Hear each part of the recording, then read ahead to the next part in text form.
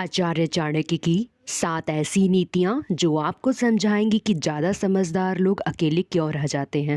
ने गौर किया है, जो लोग सबसे ज़्यादा समझदार होते हैं, सबसे ज़्यादा सोचते हैं, सबसे गहराई से समझते हैं, वही लोग अक्सर अकेले रह जाते हैं। क्या सच में उन्हें अकेलापन पसंद है या दुनिया उन्हें समझ ही नहीं पाती? यहीं से असली बात शुरू होती है, तो ध्यान से सुनिएगा। नंबर पहला, क्योंकि वे हर भीड़ को अपना नहीं मानते। समझदार व्यक्ति जानता है भीड़ में होना आसान है, लेकिन सही लोगों के साथ होना दुर्लभ है। आचार्य चाणक्य कहते हैं, जो हर किसी के साथ सहज हो जाए वह स्वयं को खो देता है। और यही वजह है कि समझदार लोग कम बोलते हैं, क्योंकि उन्हें हर जगह अपनी आवाज़ साबित करनी ही नहीं होती है।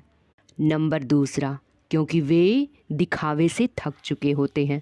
समझदार व्यक्ति को हंसने का अभिनय नहीं करना पड़ता और न ही झूठी तारीफें चाहिए। आचार्य चाणक्य कहते हैं, जो सत्य में जीता है वह अभिनय से दूर हो जाता है।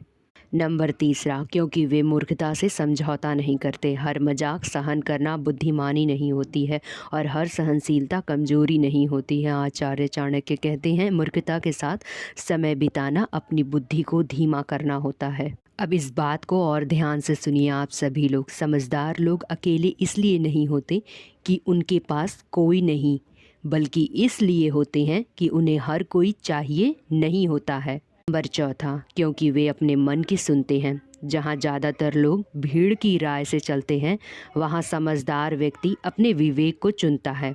चाणक्य कहते हैं, जो स्वयं से परामर्श कर ले उसे सभा की आवश्यकता नहीं होती। नंबर पाँचवा, क्योंकि वे ऊर्जा की कीमत जानते हैं। हर रिश्ता ऊर्जा देता नहीं, कुछ रिश्ते सिर्फ थका देते हैं। चाणक्य कहते हैं, जो तुम्हें कमज़ोर करे उससे दूरी ही सुरक्षा होता है। अब असली बात सुनो, अकेलापन और अकेले रहना अलग बात है। समझदार लोग अकेले रहते हैं और अकेले पल में नहीं। छठा, क्योंकि वे सीमाएं बनाना सीख चुके होते हैं। हर जगह हाँ कहना, हर किसी के लिए उपलब्ध रहना, यह समझदारी नहीं, आत्मनाश होता है। चाणक्य कहते हैं, सीमा वही है जहाँ से आत्मसम्मान शुरू होता है। आत्मा, क्योंकि उन्हें शांति भीड़ से ज़्यादा प्यारी होती है। शोर में रहना आसान है, शांति में रहना साहस मांगता है। चाणक्य कहते हैं, जो अपने मन के साथ रह सके वह कभी अकेला नहीं हो सकता। एक बात और याद रखना कि अकेलापन अभिशाप नहीं, अक्सर यह बुद्धि का परिणाम होता है। अगर आप भी अकेले हो गए हो तो शायद आप गलत नहीं, बस ज़्यादा समझदार हो गए हो। मिलते हैं भाग 2 में। भाग 2 में मैं आप सभी लोगों को एक कहानी सुनाऊंगी, चाणक्य और चंद्रगुप्त की।